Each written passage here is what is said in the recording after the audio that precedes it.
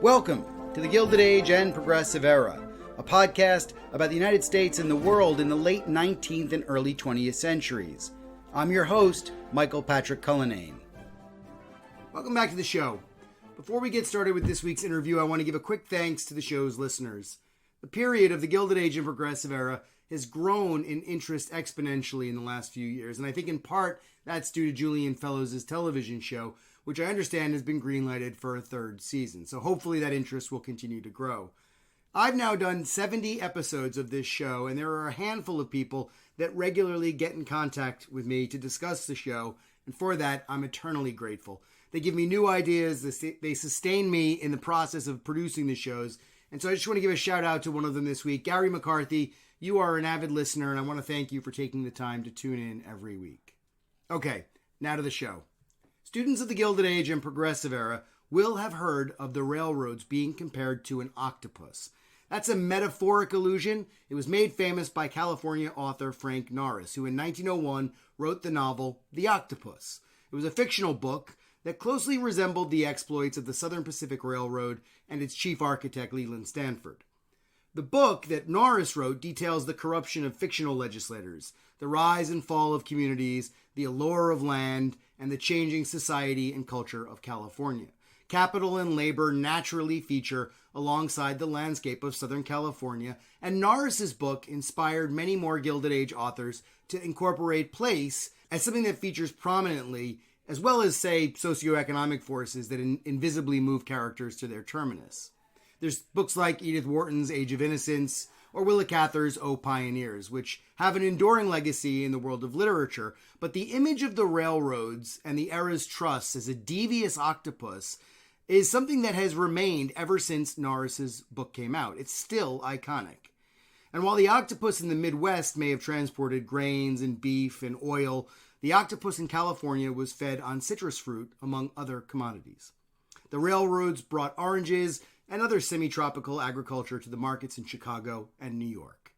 Indeed, the citrus growers had as much to do with the success of the groping Southern Pacific octopus as, say, Chinese laborers who built those lines, or the boosters who called on Easterners to migrate to the western coast. Today, I'm joined by Professor Benjamin Jenkins, who is an associate professor of history and an archivist at the University of La Verne. Ben has worked in public history at institutions such as the Richard Nixon Presidential Library and the Huntington Library, but he's here today to talk about his new book, Octopus's Garden: How Railroads and Citrus Transformed Southern California. Welcome to the show, Ben. Thank you, Mike. Thanks for having me. It's a pleasure to be here with you today. Okay, so I have to first say that I'm incredibly irritated by the title of your book, not because it isn't brilliant, but because ever since I saw the title, I can't stop singing the Beatles song. It's like the worst earworm. And I was just wondering, did you know that Octopus's Garden would inflict torture on readers? Did I know that it would inflict torture? No, that certainly wasn't the aim. I grew up in a Beatles household as opposed to a Stones household, I guess. So definitely Ringo was on my mind when I found out, people used to call the railroad in California the Octopus. So it was meant to be a nice homage, but I apologize sincerely if that's been an earworm to any of my readers. It's sort of calls to mind the fiasco over Walt Disney's The Three Little Pigs and the Big Bad Wolf back in the 1920s or early 1930s. When that song, Who's Afraid of the Big Bad Wolf, was going through the press, and people would meet Walt Disney on the street and they sort of shake their fist at him like, how could you do this to us? Now it's stuck in our children's heads, it's stuck in our heads. So I apologize for creating my very much more microscopic sort of cultural phenomenon with this. Well, it worked. I mean, it's a very memorable title, but it is about the railroads, the octopus, of course, the Southern Pacific in particular. And I suppose, what's the history from the early construction to its eventual total expanse? Where does it travel to, and why is the Southern Pacific so important? So that's a great question. As you noted, Southern Pacific was the octopus that a lot of Californians thought was this monopolistic entity that sort of had its tendrils wrapped around the state, its politics, culture, society, and especially the economy. The Southern Pacific was controlled by four gentlemen, appropriately known as the Big Four, or more commonly during their time as the Associates. They had history building the Central Pacific Railroad, which, as I'm sure most listeners will know, was the western half of the first transcontinental railroad. They picked up the Southern Pacific, which was a small independent railroad in the early 1870s. They invested in it, expanded it greatly, and they turned it into a transcontinental route that went from San Francisco down to Los Angeles and then all the way across the west to New Orleans. So for many years, the Southern Pacific really was the only game in town in Southern California. If you wanted to come and go to the outside world, you took the railroad because it was the most available route, unless you wanted to go through the covered wagon journey that so many Americans did earlier, which was not advisable, or unless you wanted to take a steamer up to San Francisco, the railroad was just the only way that you traveled. And it certainly did a lot for Southern California in terms of facilitating population boom, giving rise to an agricultural industry that was able to export across the United States rather than just selling locally. But as the only game in town, the Southern Pacific was able to charge whatever rates they wanted about stuff. Like many railroads in the 19th century, they were infamous for short haul, long haul differentials. They really didn't have that much in the form of competition for about 10 years when a second transcontinental railroad, the Atchison, Topeka, and Santa Fe, came into Southern California. And even then, these two railroads would often cooperate. They'd reach agreements with each other in order to not undercut profits, except for those times when they did. Railroads are just very sort of multifaceted, multi-faced entities. So that's really the history of the Southern Pacific. It really was sort of the capital T, the capital R railroad for a lot of Californians, from Los Angeles to San Diego to San Bernardino. It could make entire towns and it could bypass entire towns, which caused them to sort of disappear from the map. Again, a common theme that recurs across the United States. That's not unique to California. But it certainly gave the Southern Pacific an enviable financial, political, and economic position in Los Angeles. And the other half of your title is the garden bit. So if the octopus is the railroad, the citrus farmer is the garden, I guess. And so how does that agricultural product rise to prominence in Southern California? So the orange industry here, and really oranges were sort of the bulk of the fruits that were being grown, although grapefruits, lemons, limes were also cultivated, really date back to the mission era, all the way back to the 1770s, when the first Franciscan missionaries, people from Spanish-controlled Mexico, came up to Alta California, started the missions. They brought the first orange seeds and orange trees with them. A lot of these, all of them actually, were grown by Native American laborers under the quote-unquote watchful eyes of the Padres. There's a whole nasty history there that we can talk about in detail later if we want, but suffice it to say, those are really the first oranges grown here. When California was part of Mexico for that brief 20 or so year period, there were a number of immigrants from the United States, people who were fur trappers or around explorers who settled in Los Angeles and started to grow oranges commercially. William Wolfskill was a Kentucky fur trapper, for instance, who came to LA, and by the 1860s, he had an orange grove that was really one of the largest in North America. And that really set the stage for Californians to start growing semi-tropical fruit. California also has a wine industry, so we've been growing grapes ever since the missions came here. So it wasn't a huge leap to go from viticulture to citriculture. But the real explosion came in about the 1870s when the town of Riverside started to cultivate this new type of orange that was called the Washington Navel. Originally it came from Brazil through the United States Department of Agriculture in Washington, D.C. to Southern California. This fruit's kind of renowned for two reasons. One, it was tastier than what Californians were already growing. And second, it's seedless. It actually has within the peel sort of a small embryo of a second fruit that causes it to sort of bulge outward, which a lot of observers said, hey, that looks like a navel, looks like a human belly. So we'll call it the navel orange. And we'll add Washington because it sounds nice and patriotic. And we want Southern California to sort of reclaim its reputation as being part of the Union, because during the Civil War, it was sort of a hotbed for a lot of Confederate activity. So by the 1870s, Riverside started growing this navel orange in very large quantities. Neighboring communities in San Bernardino County, Los Angeles, and San Diego started to copy and plant orange trees on a very large commercial scale. Southern Los Angeles County broke away to form its own independent organization called Orange County, which is famous for being the home of Disneyland today. But back in the 1880s and later, it was really better known for being the birthplace of the Valencia orange industry. Valencias ripen in the spring or in the early summer, which is later than the Washington navel orange, which comes into bearing usually December or January, depending on what the weather's like. So the citrus industry really was a year-round phenomenon in Southern California. Depending on what type of orange or lemon you're growing, you can have crops 2 or 3 times a year. And so that was really attractive to a lot of people who wanted to start their own citrus ranches, as they would call them.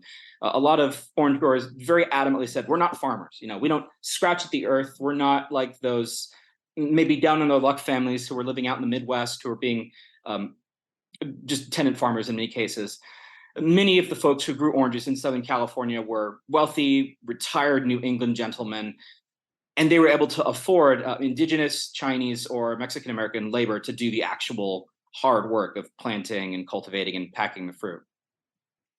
By 1893, which was just 20 years after the Washington navel orange first came to Riverside, that town was actually the richest city per capita in the United States, all because of oranges. And so it was really no surprise that communities all across Southern California really wanted to copy the model that Riverside had, to take advantage of the climate, of some new developments in irrigation technology to bring water to their oranges, and above all, to exploit the new railroad connections that allowed them to reach markets far away.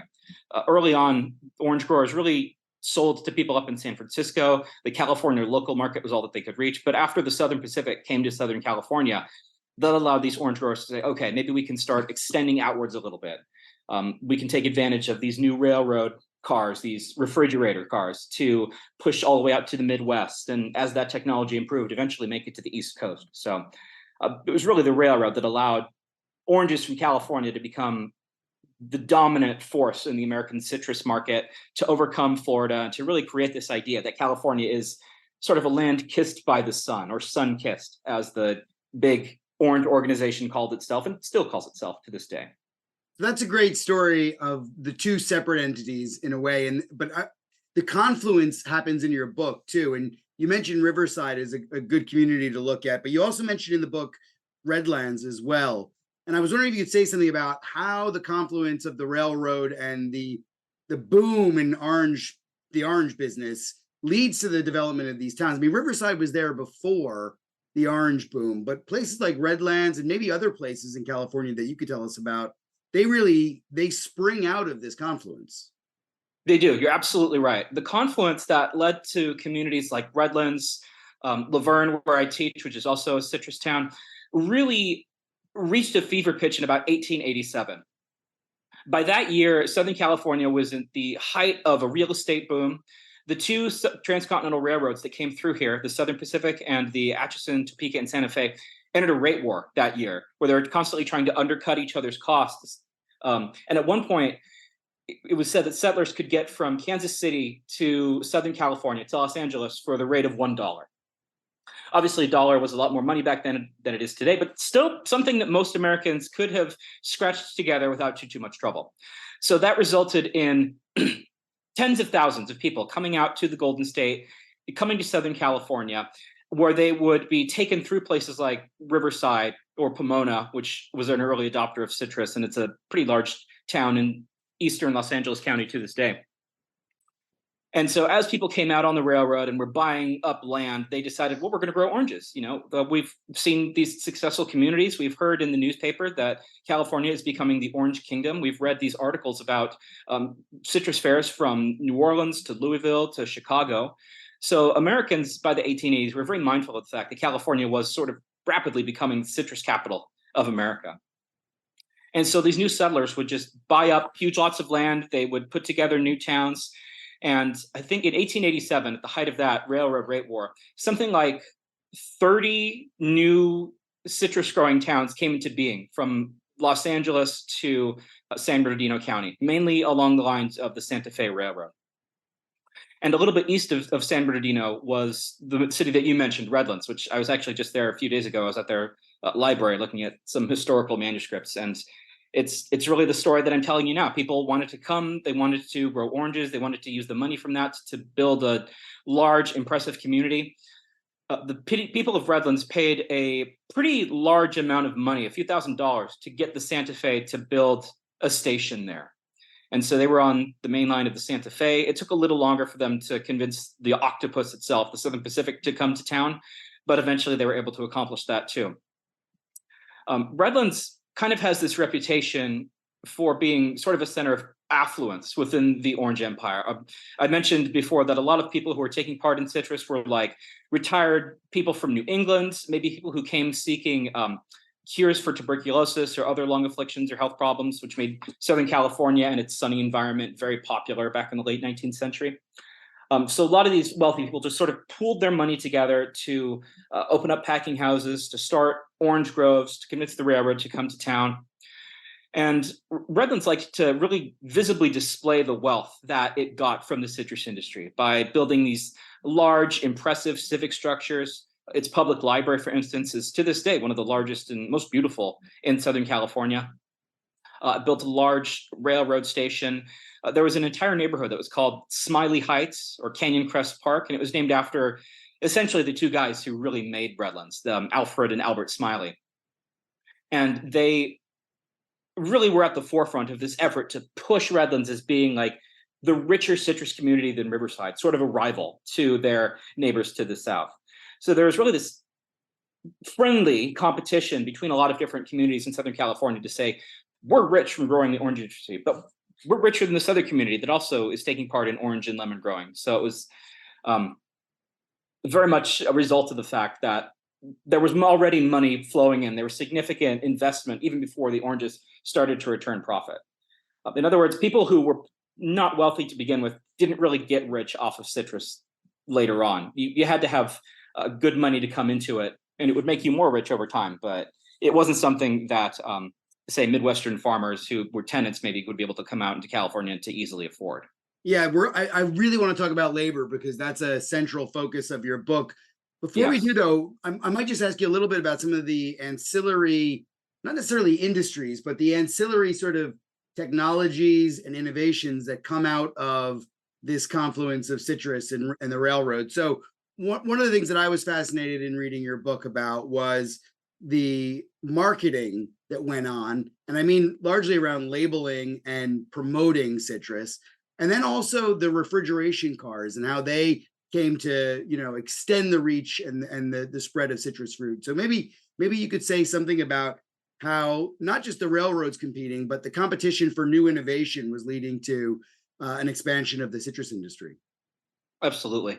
The refrigerator cars that you mentioned are absolutely critical in making the citrus industry go from something that was very locally oriented to transcontinental in scope. The earliest refrigerator cars that were used in Southern California were actually not even full refrigerator cars. They were just ventilated, which allowed fresh air to circulate every now and then. When the first carload of oranges was shipped from Southern California to St. Louis in about 1877, the Southern Pacific had to stop the train periodically throughout the Midwest to re-ice it to make sure that the fruit didn't spoil during transit. But over time, because this process was so onerous originally, the railroad really invested in more advanced refrigeration techniques, better ice production facilities. For instance, within Southern California, I think in cities like Pomona, Ontario, and especially the city of Colton, where there was a huge railroad depot, there were also large icing facilities. And that allowed the citrus that was coming out of Southern California to not just reach the Midwest as it was doing before, but to go all the way back east to places like Boston, to New York, obviously to the big commercial centers of America during the Gilded Age and the 20th century. And from there, even shipped transcontinentally transatlantically over to London, where Queen Victoria supposedly enjoyed a California orange or two.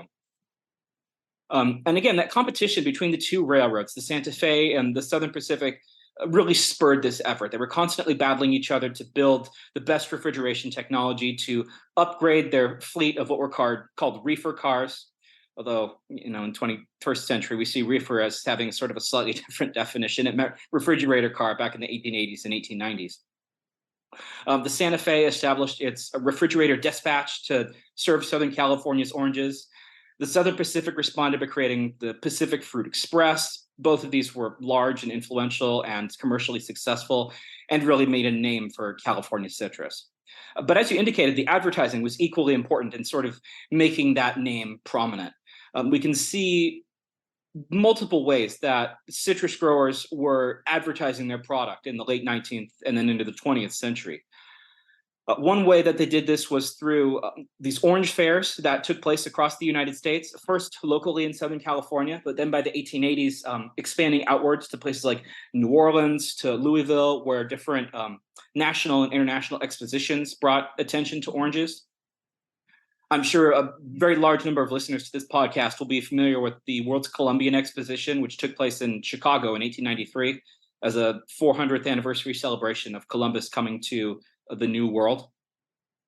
And the orange growers took part in that. They built a huge tower made out of California oranges, complete with a Liberty Bell, with a bald eagle at the top of it, trying to say that, this is a patriotic industry. We're here, we're part of the United States. We can lay claim to that sort of American identity in an era when the country was still recovering from the Civil War. And the railroad was a key participant in this. It would arrange for free or heavily subsidized travel to a lot of these fairs for orange growers, would give different pieces of advice about how to best market or advertise products. So without a lot of significant investment from the railroad, the citrus industry really wouldn't have become the advertising behemoth that it did by the 20th century, when you see all these advertisements for Sunkissed or the citrus crate labels that are placed sort of on the sides of these orange boxes that get shipped across the country. So that the advent of these technological innovations, as well as the ideas of how to advertise, how to sort of invent modern capitalism, made citrus so successful. There's a lot of books that I've read where lay scholars as well as degreed academics will come in and say, yeah, the California citrus industry sort of invented advertising as we know it, which is something that came along in the 20th century. So it's a little bit past the Gilded Age, but we can still see the roots of that as early as the 1880s. Yeah, it's a very interesting story, and I think the Columbian Exposition in Chicago is a great example of that. It was a Tower of Lemons, wasn't it, or was it? Yeah. Oranges, but yes. Oranges, sorry, oranges. Yeah, it's a great example of this marketing. But all right, so let's move on to labor, because these industries, naturally, labor is a big story, whether it's the railroads or whether it's citrus growing or farming of any description. And it's also a story of migration as well. And there's a lot of excellent books on labor and migration in both of these industries, although I think less so probably in the citrus industry. Of course, fruit pickers have a special place in American history books, but how important is migrant labor in Southern California to citrus cultivation, and how do boosters play a part in promoting the place of Southern California? They're crucial. Without migratory labor, without immigrant labor, the citrus industry wouldn't have taken off. Back in the 1870s, the first people to pick fruits who were not immigrants were indigenous peoples, actually. The descendants of the so-called mission Indians who had to undergo Franciscan missionization. They were unfortunately afflicted by terrible disease, so their population took a severe hit by the late 19th century. But there were still enough of them that as Riverside was taking off, as Redlands was coming into being, they really formed the backbone of the labor force. And then by the 1870s, they were joined by the Chinese. And as many listeners will know, there was a large Chinese population in California thanks to the gold rush. Many of Chinese did not strike it rich and ended up joining the railroad for relatively low wages, where they built the Southern Pacific and the Central Pacific. And many of them came to Southern California to build the railroad, and they stayed to take part in the citrus industry. Chinese workers had a really sterling reputation among grove owners, that they would work long, ridiculously hard hours. They would accept whatever pay without striking, which sort of earned them the enmity of their white competitors, white colleagues. when the labor movement in California took off in the form of what was known as the Workingmen's Party of California, its slogan was "The Chinese must go because they're driving wages down, because they're working so hard that working class white men simply couldn't get ahead," or at least that was their reasoning, although actual analyses of the economic measurements reveal a different story. Some Chinese did take advantage of the citrus industry to break into the middle class or even the wealthier class. Some of them owned groves of their own. Many of them would go from being laborers to being contractors, to pulling together communities of their countrymen to hire out their labor in the form of gang labor to different communities. So Chinese were absolutely indispensable. By the early 20th century, they're joined by the Japanese, who sort of had a similar reputation of accepting low wages, working incredibly hard.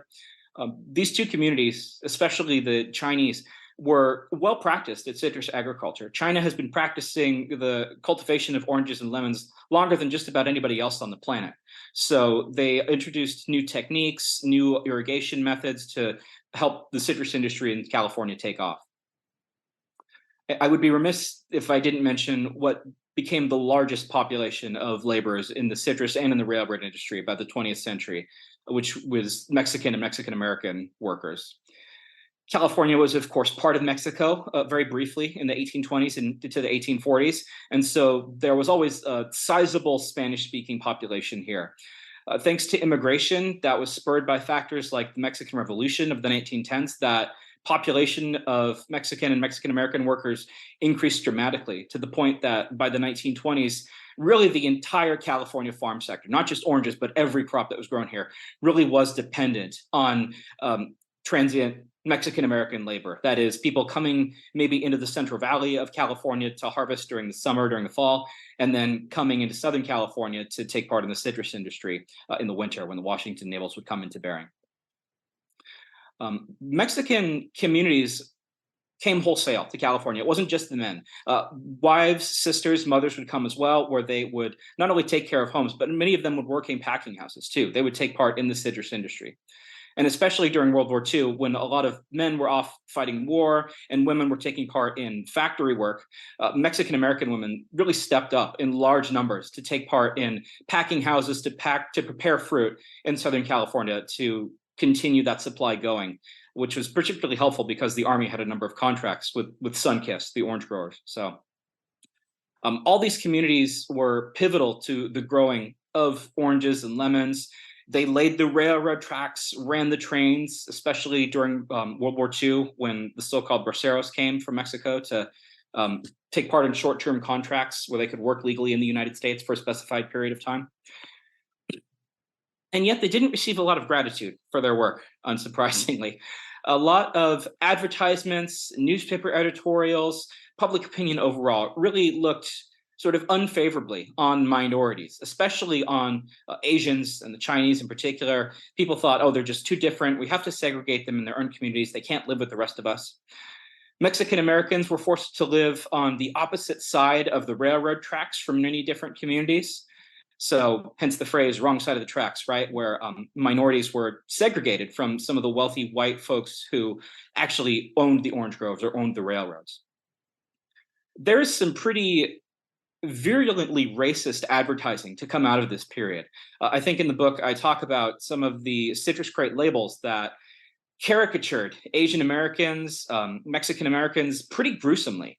Accusing them of speaking pidgin English, making some fun of them for their skin tones or maybe their facial structures. So the very people who are making the citrus and railroad industry succeed are receiving pretty staunch vilification from the public that they're serving. So it's this odd dichotomy where really the Octopus's garden would have fallen apart without Mexican, Chinese, or indigenous labor. And yet the press goes out of its way to say, oh, these are subversives. You know, Mexicans in the orange groves are trying to instate communism, or the Chinese are practicing opium and luring women into the sex trade. It was really harmful rhetoric that saturated much of Southern California society for years, even after the Octopus's garden started to subside. And when we talk about boosterism too, you know, they're promoting this idea of paradise, but the paradise that they're promoting is a white one. It's, absolutely. You know, the migrants, all the migrants that you've talked about, are not the migrants that the boosters are calling for. The boosters are looking for white settlers to come to California, to come to this paradise, ripe for colonization, basically. And I mean, tell us about that story, because the booster story is a really interesting one in the book as well. Yeah, so the boosters, in addition to sort of vilifying the people of color, they very much were targeting people from the East Coast and from the Midwest to bring what money, what at farming they had to Southern California to take part in the citrus industry, to bring their expertise and especially their capital to make it take off. And as you mentioned, sort of California was portrayed as this paradise, particularly Southern California, which is pretty sunny for most of the year, which doesn't receive that much rainfall outside of a few months from like November to March. And so the boosters, as the advertisers called themselves, really dwelt on the fact that California was sort of this semi-Mediterranean. Maybe it's a new version of the Garden of Eden. They drew on a lot of biblical rhetoric saying, oh, the orange is nothing more than a golden apple. You know, it's the modern forbidden fruit that you too can get rich by cultivating. There was also a tendency back in the 19th century to see California as sort of a large sanatorium, a health resort where people could be sent who had lung problems, osteoarthritis, osteoporosis, all kinds of health issues that supposedly the warm air of Southern California that wasn't clogged by some of the disgusting smog that you'd see in industrial cities back east would be able to recover their health, be able to benefit a little bit. That was certainly something that Los Angeles took part in. Redlands, Riverside, all portrayed this idea that not only do you need to come here to breathe the clean air, but you need to open up an orange grove. You need to be growing yourself these fruits that are supposedly healthy or good for you. For instance, when vitamin C was discovered, Sunkist was shouting from the rooftops, California oranges are the best source of this. So you can come here, you can eat this fruit, it can lengthen your life like it's some sort of like apple out of a fairy tale that's here to give you forbidden knowledge or increased powers. But these advertisements were very much targeted towards middle class and upper class white men, maybe retirees who had been bankers, doctors, lawyers, professionals in places like New York or New England, to try to get them to invest some of their money during their twilight years in opening orange groves or lemon groves in Southern California. And the railroad was an equal participant in this effort. They ran advertisements saying, oh, we're selling land that is very choice, that's proven to be useful in growing oranges and lemons out in places like the San Gabriel Valley or in Orange County or San Bernardino. They ran what were called special excursion trains, where they would bring tourists who came into LA through the orange groves and say, oh, look at this nice place. Look at all these immense just forests of trees that are completely artificial. Don't you want to take part in that? Don't you want to invest your own money and buy a small acre of 5 or 10 acre property of orange groves in Southern California? So again, this partnership between the octopus and the garden really resulted in commercial expansion for Southern California. And that idea that California is a paradise very much took hold, was part of popular culture all the way, I would argue, until the Great Depression, even the post-war era, people streaming into California. And so we can really sort of lay that mythology at the foot of the railroad and citrus industries. Absolutely. I mean, to be fair, a 5-acre investment in Orange County in the end of the 19th century would be a pretty amazing return on an investment if we're talking in strict terms of capitalism. I wonder if you could tell us a little bit about, and this is a bit unfair because I know your book only covers Southern California, but in terms of comparison, Hawaii is beginning to blow up as a place that is not only a tropical paradise, but also a place where fruit cultivation is important. Florida is behind, but also coming up as well in that sort of field. How does California compare to these places, or even internationally, in terms of the citrus industry? And I suppose if listeners are thinking in a broader context, what else is going on in the world of the citrus industry beyond Southern California? So the biggest element that was on the radar of the citrus growers here in the Golden State was what's going on in Florida. Really, Florida, the Sunshine State, was sort of the heart of the citrus industry before California came along. And it was largely thanks to the excellent railroads that we had here, the multiple transcontinental routes that came to Southern California, that the Golden State was able to dislodge Florida from a lot of markets. The weather here is also slightly better than what one would experience in Florida. California doesn't experience tropical storms or hurricanes the way that Florida often does during the hurricane season in the summer months. So that wealth and that natural landscape really allowed Southern California to gain a very large market share of places like the Midwest and the East Coast. Even though Florida was much closer, you could get a railroad that allowed you to bring oranges from California much quicker, much more effectively than going all the way down to Florida. On top of that, there was some competition with Italy, with the Mediterranean, which had been growing oranges. And so California very much tried to position itself as the Italy of the New World, or as the Mediterranean of America, saying rather than importing and paying all these taxes, tariff fees to have oranges shipped into our country internationally, wouldn't you rather buy locally? Wouldn't you rather buy cheaper oranges from Southern California, which is our own little Italy here in the United States?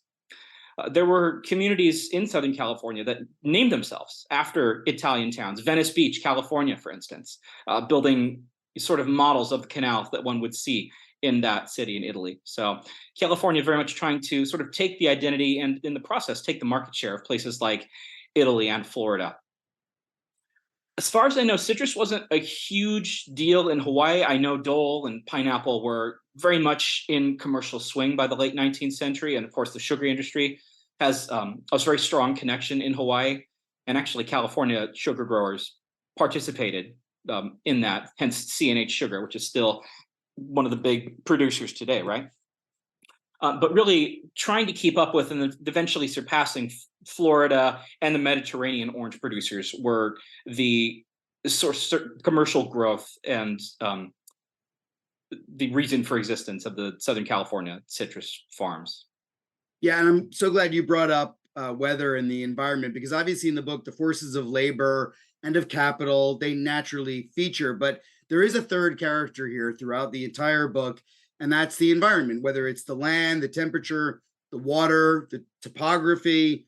And like capital and labor, it seems to kind of be forever changed by the confluence of the railroad and the citrus industry, as well as changing those industries as well. And I was just wondering, when you were doing your research, did you expect the environment to play as big of a part in the book as it did? I mean, I know you're from Southern California, and so I imagine it couldn't have been far from your mind, but tell us a little bit about how the environment influenced the book itself. Well, as you mentioned, Southern California is sort of inescapably tied to the environment. I'm so glad that you brought it up, because we're always mindful of the fact that we live in a pretty precarious place.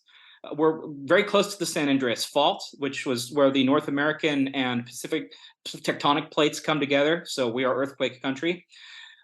We have a reputation for being stricken by drought periodically, which is absolutely true. California has historically had droughts that have lasted up to centuries, according to some scientific estimates. And yet at the same time, we've also suffered through some pretty devastating floods. Nature is really thoroughly unpredictable, more so in the Golden State than other parts of the US.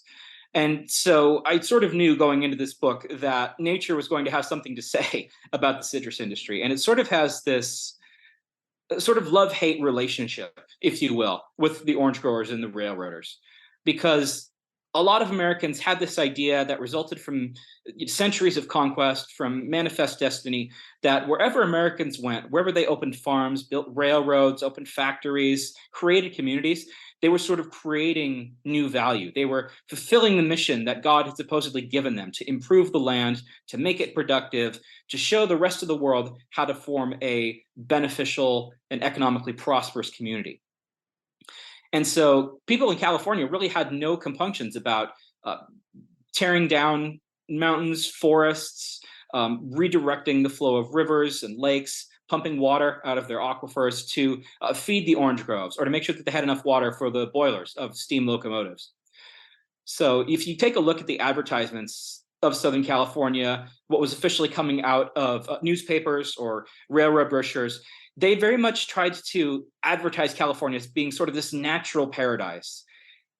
But at the same time, they are responsible for sort of transforming it, for exploiting that landscape, for tearing down the trees that were already here and replacing them with oranges, which are not a native species. These, don't even come from the Western Hemisphere, much less California. So as a result, nature is sort of being exploited, even while the people who live here are mindful of the fact that the next earthquake, the next flood, even the next freeze could wipe out a year's crop. And it's weird to think about California having freezes because we have a reputation for being sort of one of the warmer states today. And yet, if you were to go back into the late 19th and early 20th centuries, you'd see that there were a number of instances where entire orange crops would be wiped out one year because of low temperatures. And there were technologies that were invented to sort of deal with that, particularly different types of heaters that are put into the orange groves. But it does go to show that despite the advertisements, despite the best efforts that Californians had in reimagining and reconstructing that landscape, they're very much at the whims of nature, as we are today, as we face droughts, floods, unseasonable snowfalls. So nature isn't something that can be tamed in California. We can pretend otherwise as much as we want, but it can wipe away, flood out railroad tracks, use earthquakes to knock over entire orange groves, and those things have happened throughout our history. So we're very much at the whim of nature, which to me is one of the more relevant things that I try to broach in that book in this era of climate change, when there's debates over the scientific merits of it, and yet we see increasing evidence of it across the world. At some point, I think we sort of have to take notice and maybe modify our lifestyles in a way that people in Gilded Age California simply didn't, because they thought they could get away with them. Well, and I think the other thing for me is, for like really immersive history, you can't leave out the environment from the story, and from the economics, the labor intensity, all of that is tied up with the environment in your book, which makes it, for me, very immersive. The other thing that I really loved in the 4th chapter of your book, you explain how technology changed the citrus industry, but also you talk about spectacle, and you talk about the Orange Show. And I know we mentioned that very briefly when we talked about 1893 and the Chicago Exposition, but can you retell the story of the Orange Show here for listeners who might not have read the book yet? Yeah, absolutely. Thank you for saying yeah. I hope they're rushing out to their local libraries or Amazon to get a copy. But basically, the National Orange Show originated in San Bernardino around 1911. San Bernardino is one of the large orange growing cities in Southern California by the early 20th century. And the National Orange Show was this huge promotional venue where orange and lemon growers from across Southern California were invited to create these lavish exhibits to grow the best oranges. And they would make huge displays out of these, using oranges and lemons to create railroad locomotives, to make recreations of some of the different missions that were built by the Spanish in Southern California, to make Liberty Bells, statues of Liberty, other sort of patriotic accoutrements. And the Orange Show really was this annual thing that attracted a lot of attention. Newspapers were invited, photographers were brought in, and it was publicized on the national level to show people, here's what's going on in Southern California. We have this delicious, healthy fruit, and we grow it in such large quantities that we can afford to have this sort of tiny theme park built out of it. There was a saying that went around in the orange industry around 1910 or so, which was aimed at Midwesterners in particular, and that was, I'll eat oranges for you if you throw snowballs for me back in the Midwest, because California, again, is this sunny paradise where oranges thrive, and it's not a place that's afflicted by snowfall the way you might be in Iowa or the Dakotas. So the Orange Show really was this way to fix national attention on Southern California. It was just essentially a really large regional county fair that brought multiple counties from Southern California together to sort of get the entire nation thinking about, oh, wow, look what they're doing over there. Maybe I should go take part in this. Or at the very least, I should go to my local grocery store or neighborhood market and buy oranges that are coming out of California. Yeah, absolutely. And so in line with other, regional, Detroit has an auto show, or Chicago has a Pullman exhibition. It's so in line with that, isn't it? It is, yeah. It's in line with, I think, the Rose Parade, something that happens in Southern California every year. It's right on the first day of the year in the city of Pasadena, which grew oranges, by the way.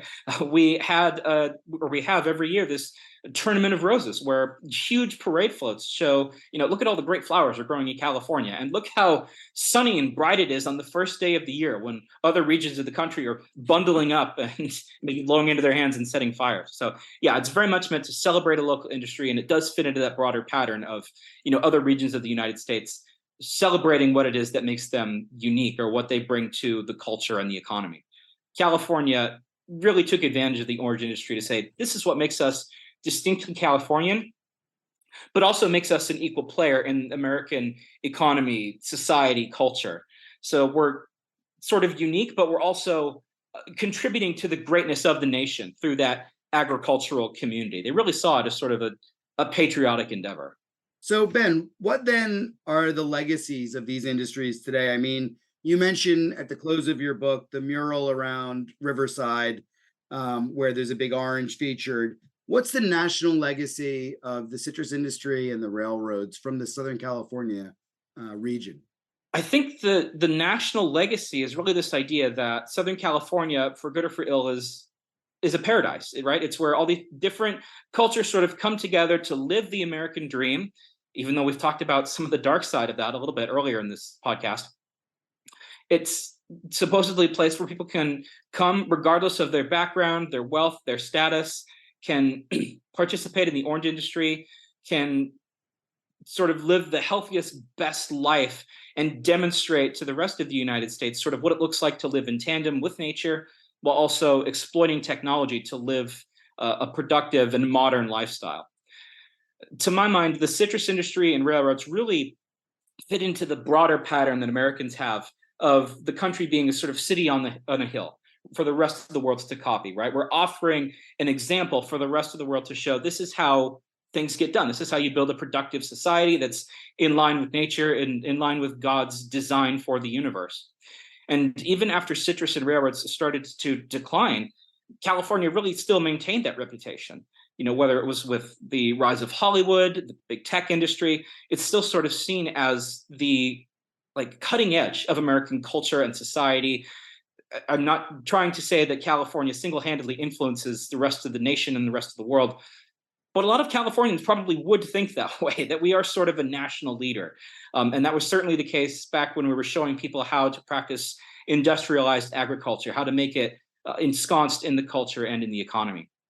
That's a great answer. I forgot to ask one question before that. And so in a way, I hope you don't mind me going back, but No. Because in your book, you talk about how the industry rises and falls after the 1920s. And I know the podcast generally deals with the Gilded Age and Progressive Era, but I wonder if you could say a little bit about that period, maybe not up to the present day, but after the 1920s and what happens to the citrus industry. Yes. So really the citrus industry in SoCal reached its peak in the 1920s. That's when we reached maximum saturation of acres that were devoted to lemons and oranges. Even throughout the 1930s, despite the Great Depression, orange prices continued to rise. The supply was controlled, so it didn't glut the market, and prices were able to remain steady, despite the fact that the economy very famously laid an egg, according to one newspaper. It really was the coming of World War II that started to cause Southern California's citrus industry to decline. With the influx of migrants from across the country coming to Southern California to build battleships, to build aircraft carriers and planes that were used to fight the war against Japan, factories were being opened up. New housing developments were being built across the Octopus's garden. And so a lot of developers bought out orange growers who realized, oh, I could make a lot of money selling my land. Maybe I'll uproot my trees and take them to the Central Valley of California where I can keep growing. But that really results in the landscape of Southern California becoming heavily industrialized and urbanized. It's not the pastoral idyll that a lot of Americans imagined as late as the 1920s and 1930s. So that it took years for all of the orange groves in Southern California to be torn up and removed. And we still do have some orange trees that you see in people's backyards every now and then, or a tiny grove in various cities here and there. But for the most part, the citrus industry in California is long gone from SoCal. It's up in the Central Valley now. So that's a very sort of brief encapsulation of how the orange industry declined. And in the same years, the automobile industry is taking off, right?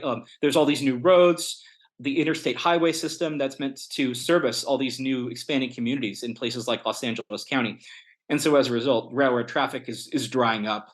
to the point that by the 1990s, the Southern Pacific gets bought out by Union Pacific, its former rival. And so railroads certainly are not the commercial force that they used to be in California. They're still here. They still do freight. We still have commuter lines, but California has adopted car culture wholesale. So very much our automobiles are much more precious to us than our trains are.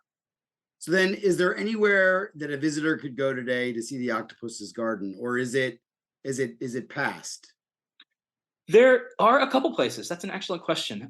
Probably my favorite place to relive the citrus industry is the California Citrus State Historic Park in Riverside, which I talk about a little bit in the conclusion of the book. This was created in the 1990s as a 400-acre sort of recreation of what Riverside looked like a century ago. They primarily grow oranges, although there's an impressive crop of lemons, dragon fruits, avocado, because we Californians simply cannot live without our avocado. As I'm sure a lot of listeners know, that the stereotype about us is true.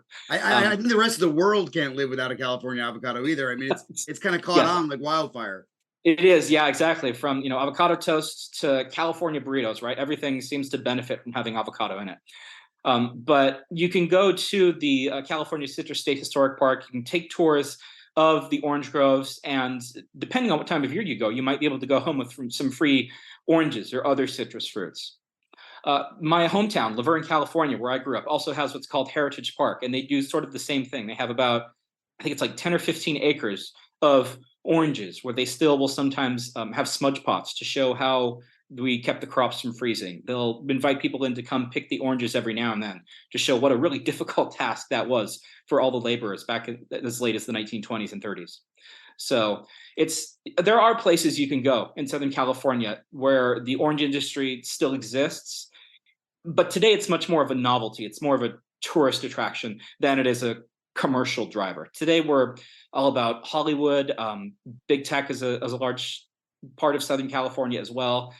The service industry is, of course, enormous, as it is in many parts of the United States, but oranges are still here, stubbornly refusing to sort of let go of what people see as Southern California's legacy.